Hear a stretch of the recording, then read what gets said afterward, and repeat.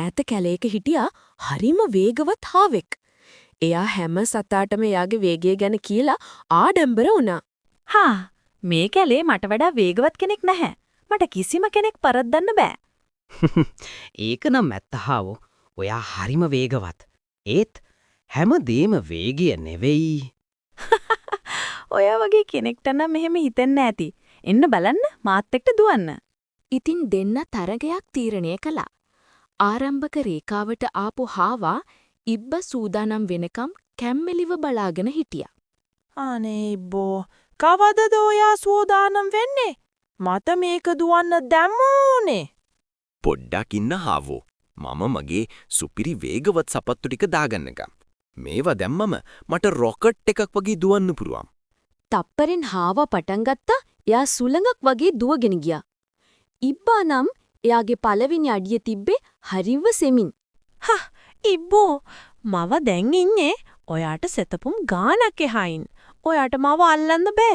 හාවා හිතුවා ඉබ්බා එනකම් මට දවසක් විතර යාවි කියලා. ඉතින් එයා පොකුණක් ළඟට ගිහින් මාළු අල්ලන්න පටන් ගත්තා. මම දිනන එක ස්ථිරයි. මේක විතරක් නෙවෙයි ඊළඟට තව තරංගයක් දාලා ඔප්පු කරන්න ඕනි මම තමයි වේගවත්ම කියලා. හාවා මාළු අල්ලන අතරේ ඉබ්බනම් ටිකෙන් ටික සෙමින් නමුත් ස්ථිරවම ගමනාන්තය කරා ගියා. ඉබ්බගේ මූණේ තිබුණේ හරිම සතුටක්. මොකද එයා හාවට නොකියපු රහසක් තිබුණා. හාවට කම්පනයක් දැනුණා.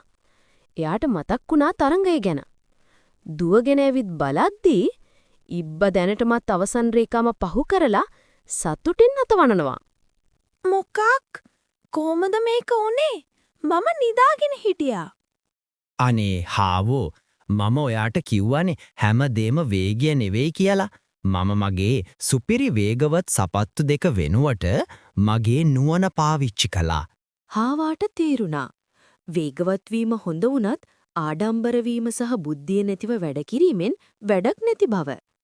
එදා ඉඳන් හාවා ආඩම්බර වුණේ නැහැ. වේගය පමණක් ජයග්‍රහණයට හේතුව නොවේ.